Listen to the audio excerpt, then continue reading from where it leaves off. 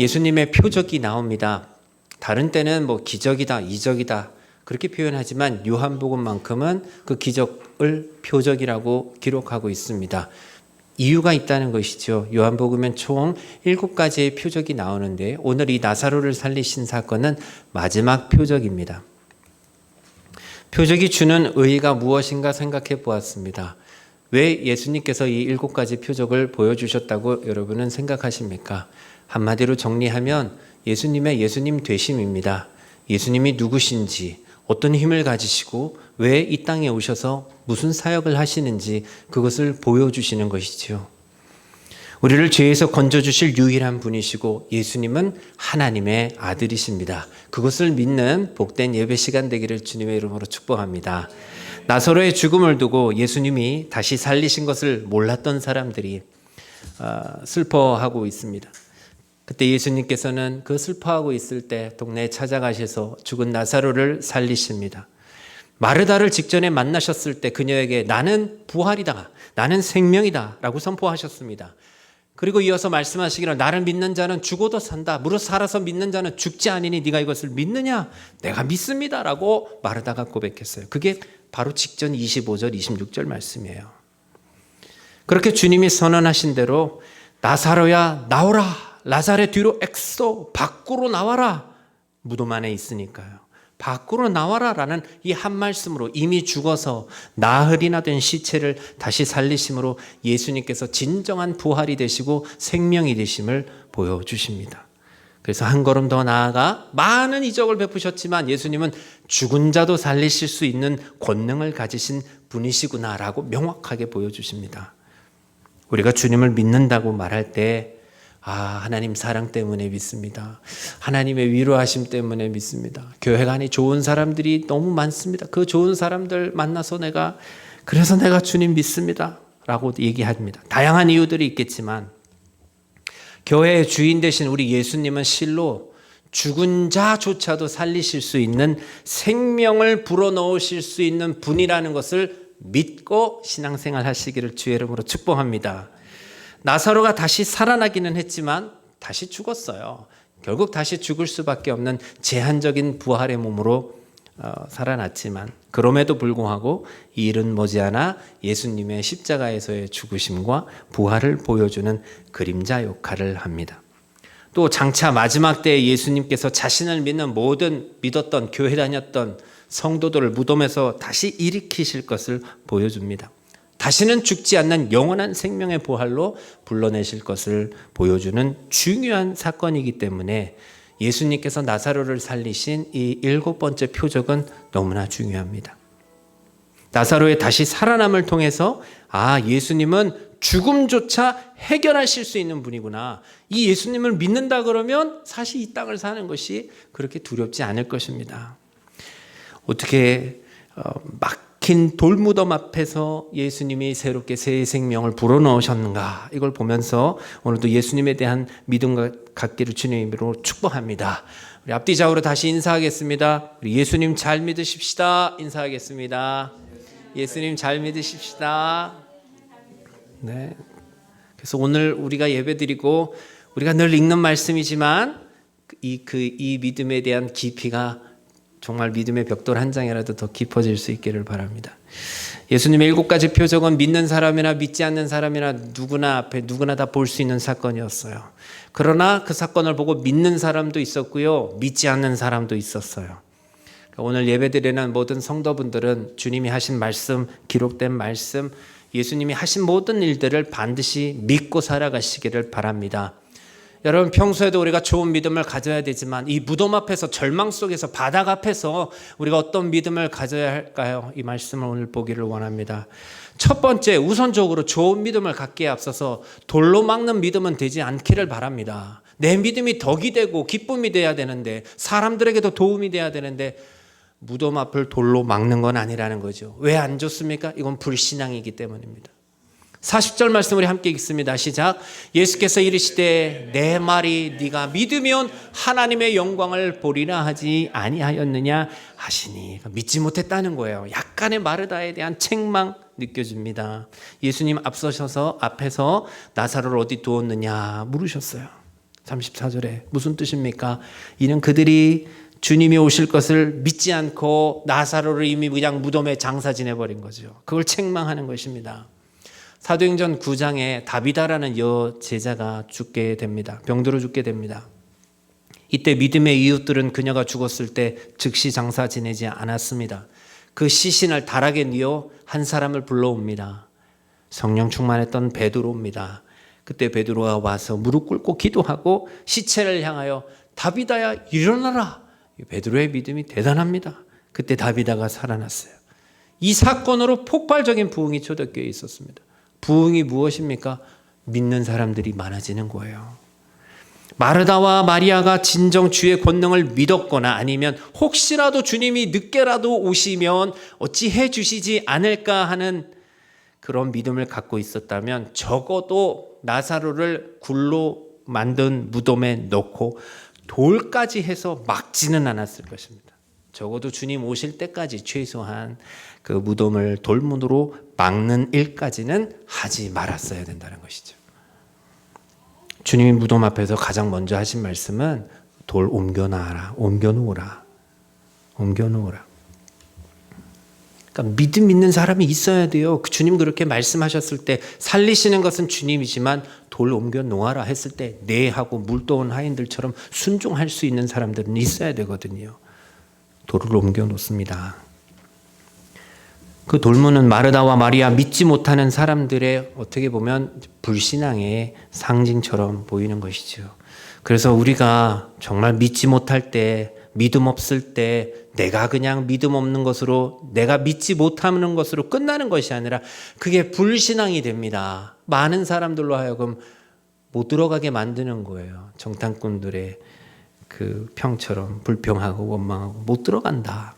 그래서 믿음 없는 일을 하게 되는 것이지요. 마르다가 죽은 지 이미 나흘이나 되어 벌써 부패하기 시작했습니다. 주님은 네가 믿으면 하나님의 영광을 보리라 하지 않았느냐 말씀하세요.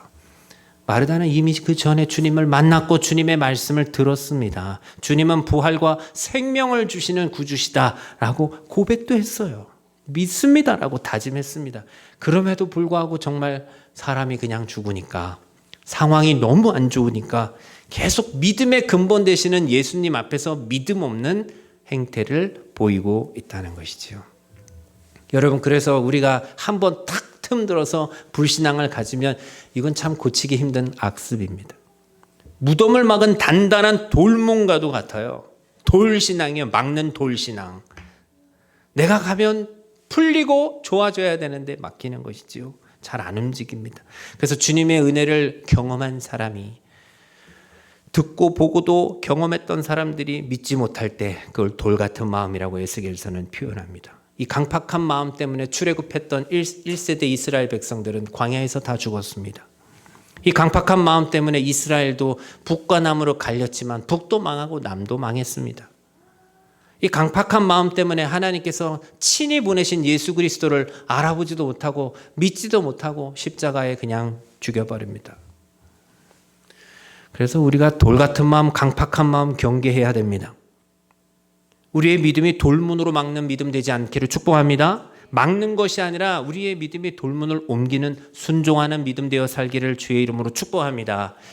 두 번째, 무덤 앞에서 우리가 가져야 할 믿음은 기도하는 거예요. 기적에 앞서서 예수님은 하나님께 감사하십니다. 기도하십니다. 41절 42절 말씀은 주님이 무덤 앞에서 기도하십니다. 무덤 앞에서 할 수 있는 것이 무엇이 있겠습니까? 아예 다 끝났구나. 절망이구나. 우리로서는 할 수 있는 게 아무것도 없어요. 유가족 위로하고 시간 보내는 것밖에 없잖아요. 더욱이 죽은 지 나흘이나 되는 그 나사로의 시신 앞이라면 정말 무엇을 할 수 있겠습니까? 그러나 우리 예수님은 하나님께 기도부터 하십니다. 그래서 우리도 예수님의 이 기도의 내용을 잘 배워서 정말 우리가 기도할 때 죽음과 같은 절망적인 상황 속에서도 생명이 되는 기적을 누릴 수 있기를 축복합니다. 주님은 어떻게 하나님 앞에 기도하셨는가를 보니 먼저 겸손함으로 기도하십니다. 41절 중반절을 보시면 예수께서 눈을 들어 우러러 보시고, 우러러 보셨다는 게 누구를 보셨다는 겁니까? 하나님 아버지를 향하여 눈을 들어 보신 것이지요. 그래서 잠깐의 묵상 기도 같아요. 잠깐의 묵상 기도 정도라고 생각하시면 좋겠어요. 우리가 기도할 때 내 문제가 너무 급하면 기도하겠습니다. 주여, 그럼 빨리 살려주십시오. 고쳐주십시오. 회복시켜 주십시오. 도와주십시오. 부족합니다. 좀 채워주십시오. 그렇게 너무 급할 때 내 문제부터 그냥 막 들이밀 때가 많아요. 저도 그런 것 같아요.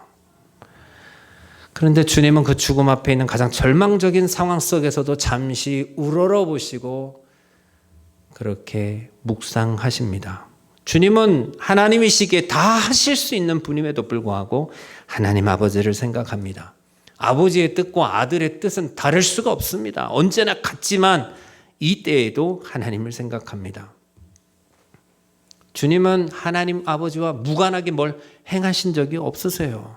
그래서 바로 그냥 할 일을 하셔도 전혀 상관이 없음에도 불구하고 주님의 모든 힘과 이 살릴 수 있는 기적과 같은 권능, 이거 다 하나님 아버지가 주셨다는 의미로 겸손하게 하늘을 우러러 바라보고 기도하십니다.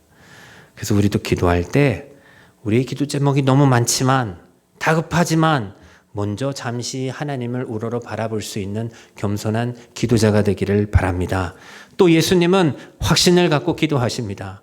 41절 말씀 뒷부분 보시면 내 말을 들으신 것을 감사하나이다. 이제까지 다 들어주신 것도 감사하고 지금 하는 것도 하나님 들어주실 것 믿고 감사하는 거예요.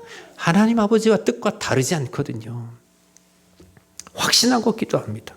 그래서 우리도 기도할 때 하나님이 도와주실 것 믿고 이미 받은 줄로 믿고 확신하고 기도하는 거예요. 이건 우리가 다 사실 배워서 아는 내용이에요. 근데 사실 우리의 삶을 살다 보면 그렇게 되던가요? 잘 안 됩니다. 이게 생각보다 쉽지 않습니다. 예수의 이름으로 내가 기도한다 해서 다 이루어지는 것이 아님을 우리는 잘 알아요. 그래서 기도할 때 내가 누구에게 지금 기도하고 있는지, 내가 무엇을 위하여 기도하고 있는지 그 동기와 목적이 하나님 아버지의 뜻과 맞아야 돼요. 그러려면 하나님의 뜻이 무엇인지 알아야 되고 결국 하나님의 말씀을 알아야 돼요. 하나님 뜻에 맞게 드리는 기도는 이루어질 수밖에 없다는 것이지요.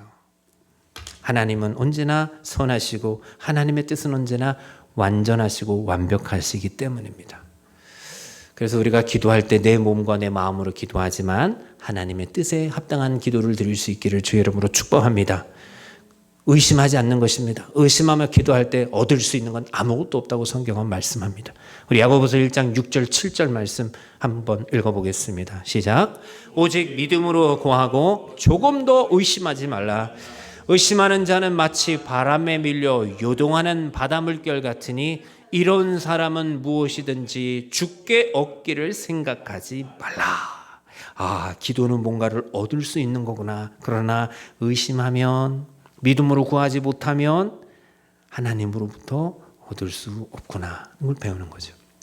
그래서 우리의 기도가 의심하는 기도가 아니라 확신 갖고 기도할 수 있는 우리 성도들 되시기를 바랍니다. 주님이 아직 나사로를 불러내시지 않았지만 결과에 앞서서 확신으로 감사로 기도합니다. 감사 없이 확신 없이 내가 받을 은혜만 구하지 않기를 원합니다. 어떤 처지에 있다 할지라도 사실 돌아보면 오늘을 살게 하신 것까지도 감사하고 이제까지 베풀어 주신 은혜만으로도 너무 감사한 거예요. 오늘 6월의 마지막 주일입니다. 다음 주일은 광고 드렸던 것처럼 맥주 감사주일로 7월 첫째 주를 드립니다. 이거는 땡스기빙과 다르게 상반기 동안 우리가 살았다. 상반기를 지켜주신 하나님 감사합니다. 그래도 내가 살아있고, 그래도 내가 먹고 있고, 그래도 내가 잠을 잘 수 있고, 그래도 내가 누릴 수 있는 은혜가 있으니 하나님 1월부터 6월도 지켜주시는 은혜 감사합니다. 그 감사의 은혜만으로도 충분한 거죠. 오늘을 살아가는 은혜를 주신 것도 감사해요. 그리하여 꼭 감사하는 마음과 확신의 마음으로 우리 하나님께 아뢰일 수 있기를 바랍니다. 세 번째, 예수님이 하신 기도의 내용을 보니 이건 완전히 남을 위한 기도잖아요. 나를 위한 기도가 아니에요.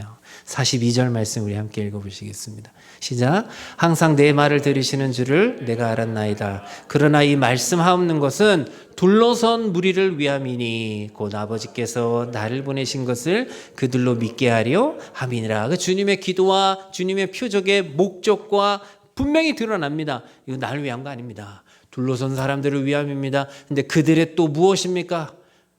그들로 하여금 믿게 하려 한다. 믿음 때문에 이렇게 행하고 있다고 주님 말씀하세요. 주님의 기도하시는 목적이 나사로를 살려내는 것입니다. 왜 살려내요? 나사로와 마르다, 마리아, 당시 있었던 수많은 조문객들로 하여금 주님을 구주로 믿게 하려 함이었다는 것이지요. 그게 목적이었어요. 그래서 우리의 사역과 우리의 방향은 뭐 나 한 사람 자신을 위한 거라기보다 이웃이 돼야 된다는 것이죠. 그래서 우리의 기도에 이웃을 믿게 할 수 있는 그 기도가 있어야 됩니다. 주님의 이 기적도 나사로 한 사람을 위해서가 아니라 슬픔에 빠진 그냥 한 가족을 건져내시기 위함이 아니라 거기 있었던 모든 사람들에게 믿음을 주시기 위함이었어요. 그래서 우리가 바라는 어떤 기적에 앞서서 꼭 먼저 이와 같이 예수님처럼 하나님께 기도하여 뜻을 이룰 수 있는 성도들이 되기를 축복합니다. 그렇게 우리 교회가 부흥해 나가기를 축복합니다. 아멘. 마지막 세 번째 말씀을 나누겠습니다. 무덤 앞에서 우리가 가져야 될 믿음은 함께 읽겠습니다. 시작. 주님 다시 오실 때 무덤에서 잠자는 자들을 깨워 영원한 생명을 누리게 하실 것을 믿어야 한다. 이게 중요합니다. 43절과 44절은 마침내 죽은 지 나흘이나 되는 나사로를 살리시는 내용입니다. 본문을 한번 같이 읽겠습니다. 43, 44 시작. 이 말씀을 하시고 큰 소리로 나사로야 나오라 부르시니 죽은 자가 수족을 베고 동인채로 나오는데 그 얼굴은 수건에 쌓였더라. 예수께서 이르시되 풀어놓아 다니게 하라 하시니라. 아멘. 주님이 외치세요. 나사로야 나오라 크게 외치셨대요. 이는 마치 늦잠을 자고 학교에 가지 못하고 있는 자녀들에게 어머니 아버지가 외치는 소리와 같습니다. 학교 가야지, 일어나야 돼. 불러도 계속 자면 저희 어머니는 저에게 분무기를 말없이 몇 번 뿌리셨습니다. 힘 안 들이고 깨우는 가장 짜증나고 확실한 방법이지요. 주님은 무덤 앞에서 크게 외치셨어요. 나사로야 나오라. 라자르의 뒤로 엑소 밖으로 나와라. 주의 이 말씀 한마디에 죽었던 나사로가, 우리는 살고 있어도 순종을 잘못하는데 죽었던 나사로가 주의 말씀을 듣고 걸어 나옵니다. 수족이 묶인 채로. 이 어마어마한 사건입니다. 얼굴은 수건에 가려져 있어요. 주님은 그 염한 것들 풀어주고 자유롭게 다니라. 그리고 집으로 돌아갑니다. 44절을 상상해 보십시오. 배로 다 동인 채로. 옛날에는 그렇게 하잖아요. 뭐 뼈만 남아있고. 그런데 물론 4일이니까 몸은 더 컸겠죠. 사람들이 놀라고 좀비처럼 걸어 나오는 거예요. 얼마나 무서웠겠어요. 그거 다 풀고 죽었던 나사로가 이제 자유롭게 걸어 다니는 거예요. 여러분, 이게 믿겨지십니까? 말씀을 읽으면서 죽어서 사흘 동안 죽음을 맛봤던 사람이 주의 말씀을 듣고 일어나 나와 자유롭게 걸어 다녔다는 걸 여러분 믿으십니까? 한나자매 믿을 수 있겠습니까? 아멘. 고맙습니다. 이수임 원사님 믿으시죠? 아멘. 네, 아멘 하는 거예요. 이거 기록된 말씀이 제가 지어낸 얘기가 아니에요. 성경에 이런 내용이 있어요. 이거 머리로 이성적으로 이해할 수 있는 거 아닙니다. 근데 지식으로 믿으려면 못 믿는 거예요. 그래서 믿음으로 믿는 거예요. 믿음으로. 아멘으로 믿는 겁니다. 주님의 한 말씀으로 죽은 나사로를 살리셨어요. 주님의 말씀은 능력의 말씀. 살리는 말씀이잖아요. 작게 말씀하셨어도 나사로는 듣고 나왔을 거예요. 왜 큰 소리로 외치셨습니까? 마르다야 들어라. 마리아야 들어라. 이 조문객들아 들어라. 모든 불신앙들 다 깨우쳐 주시려고 크게 외치셨어요. 오늘날 이 시대를 살고 있는 우리에게도 들으라고. 똑바로 들으라고요. 죽음을 이기시는 주님을 우리에게 보여주시는 겁니다. 말씀으로 세상을 창조하셨고 말씀으로 세상을 지금도 다스리시는 그 하나님의 모습을 보여주세요. 여러분, 본문 말씀에는 기록되어 있지 않지만 나사로가 얼마나 신기하고 얼마나 기뻤을까요? 얼마나 자유로웠을 거예요. 죽음에서 해방된 기쁨을 맛봤던 사람이잖아요. 그래서 이 표적을 왜 우리가 중요하게 생각하고 확실하게 믿어야 하냐면 이 기적은 우리에게 일어날 기적이기 때문에 그렇습니다. 예수님 믿고 살다가 우리 세상 떠나면 이 땅에 주님이 다시 오실 때에 무덤에 있는 성도들을 부르십니다. 잠자는 자들을 깨우십니다. 부활을 시켜주실 것에 대한 그림자이기 때문에 너무나 중요합니다. 그렇게 우리도 다시 일으키실 것입니다. 그때 우리의 몸은 다시는 죽음을 보지 않는 신령한 몸으로 부활하게 될 것입니다. 이 또한 성경에 기록된 말씀이죠. 배로 동인체로 나오는 나사로를 풀어 놓아 다니게 하셨던 것처럼 부활한 성도들은 천국에서 자유롭게 뛰어다니게 할 수 있도록 주님이 하신다는 거예요. 그래서 우리가 있어야 할 자리는, 우리 인생의 마지막은 무덤이 아니에요. 죽음이 아니에요. 주님이 불러내십니다. 우리의 영원히 거할 집은 하나님 나라임을 믿으시기를 바랍니다. 아멘. 그곳은 슬픔도 없고 아픔도 없고 죽음도 없는 영원한 자유와 기쁨을 누리는 것이죠. 그래서 살아있는 동안 예수님을 꼭 믿어야 됩니다. 믿고 받은 은혜에 감사하여 날마다 기쁘게 살아가는 거예요. 오늘도 내게 생명 주신 하나님 감사합니다. 버릇처럼 말하던 게 눈 뜨면 감사합니다 기도하고, 눈 떠서 주님 보이면 천국 왔구나 하고 자유롭게 다니시면 되는 것입니다. 두려워할 게 하나도 없어요. 남아있는 사람들이 슬픈 것이지요. 죽음은 잠과도 같기 때문에 그렇습니다. 그러므로 우리는 그렇게 살아야 돼요. 우리 조이풀 처치, 무엇에 대한 조이풀입니까? 예수님 믿음으로 인한 기쁨입니다. 교회에 다니는 기쁨이에요. 무덤에 들어가도 기뻐할 수 있어요. 우리 그렇게 돼야죠. 왜? 주님이 다시 살리실 것을 우리가 믿기 때문에 그렇습니다. 꼭 깨어나십시오. 경건에 연습하라 그랬습니다. 그래서 살아계실 때, 믿음 있을 때, 들릴 때 순종하십시오. 그래야 나중에 무덤 속에서도 주님의 말씀이구나 하고 우리가 반응할 수 있지 않겠습니까? 멀쩡하게 살아있으면서도 못합니다, 안 합니다, 주님의 부르심에 응답하지 않는다면 나중에 어려워지는 거예요. 그래서 말씀대로 살지 아니하고 불순종하고 고집부리고 내 마음대로만 사는 것은 너무나 사실은 위험하며 불쌍한 인생입니다. 믿지도 못하고 따르지도 못하고 욕심대로 계속 끝까지 살면 결코 영원한 기쁨과 자유의 천국을 누릴 수 없는 것이죠. 우리 주님이 큰 소리로 우리를 부르시고 깨우실 때 즐겁고 당당하게 우리 주님의 얼굴을 마주할 수 있는 저와 여러분 되시기를 바랍니다. 아멘. 여러분, 사실 우리를 불행하게 만드는 거 근본적 원인은 사실 죽음의 숙명입니다. 한 번 죽는 건 사람에게 정하신 거라고 우리 하나님 말씀하셨어요. 이 죽음이라는 것 때문에 사람들은 누구나 다 이 땅에서 진정한 즐거움과 참된 기쁨과 행복을 누리지 못해요. 두려워서, 무서워서. 죽음의 그늘이 그 영혼을 덮고 있기 때문입니다. 하지만 예수님께서 그렇게 죽음을 맛보았던 나사로를 한 말씀으로 살리신 것을 우리가 봅니다. 그래서 이 땅에는 영원한 주님의 빛이 비춰지게 되었어요. 그래서 오늘에 이르기까지 예수님 믿는 사람은 부활과 영생이라는 소망을 갖고 살아가게 됩니다. 그래서 우리는 길이요 진리요 생명 되신 주님을 오늘도 믿고 부활과 영원한 생명의 근원 되시는 그 주님 앞에 믿음의 뿌리를 깊이 내리고 또 오늘과 내일을 살아가야 되는 것이죠. 여전히 죽음의 공포 속에 사는 사람들에게 영원한 그 생명의 소망을 전해줄 수 있는 일을 사실 우리가 하는 것입니다. 그러나 이 세상은 여전히 이 세상을 어떻게 살아가야 되는 것에만 쏠려 있습니다. 노후 준비 잘 하시고요. 사후 준비 잘 하시기를 바랍니다. 굳이 더 준비를 한다 그러면 주님 배울 날을 더 준비하십시오. 믿음을 더 준비하십시오. 사후 준비가 되신 분이 노후 준비하는 게 맞다고 생각을 합니다. 그게 더 중요합니다. 왜? 그게 영원한 삶이기 때문이죠. 죽음이 어떻게 해결되는가 오늘 보여줍니다. 예수님 믿음으로 이겨낼 수 있다는 거 꼭 믿으시고 예수님 부르실 때 언제나 기쁘고 즐겁게 달려나와 주님 만나는 그 은혜가 여러분의 삶에 임하기를 주의 이름으로 축복합니다. 주님은 한 말씀으로 살리셨습니다. 그러나 저는 그보다 더 많은 말을 하고 있습니다. 정리하겠습니다. 주님은 하나님 아버지, 이거 재미없습니까? 이거 정리하면서 저 되게 재밌었는데 준비를 더 해야 되는데 더 할 수가 없는 거예요.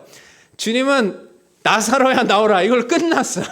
근데 저는 지금 한 20분 설교하고 더 할 수가 없겠더라고요. 예, 그래서 정리하고 마치는 거예요. 여러분 오늘 중요한 말씀입니다. 이 요한복음 11장 이 후반부 말씀을 꼭 기억하시고 죽음의 문제 해결 안 받고 주님 배울 날을 바라보며 살아가시기를 축복합니다. 자, 오늘 제가 드린 말씀 정리해 볼게요. 기억 잘 하시는가 한번 보세요. 하나님 아버지를 바라보며 잠시 묵상하셨어요. 기도하실 때.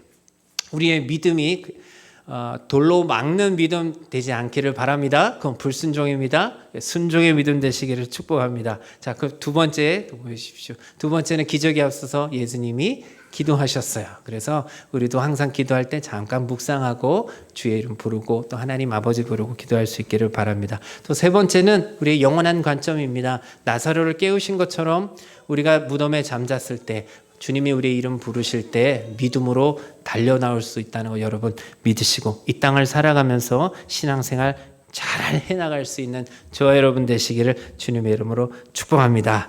아멘.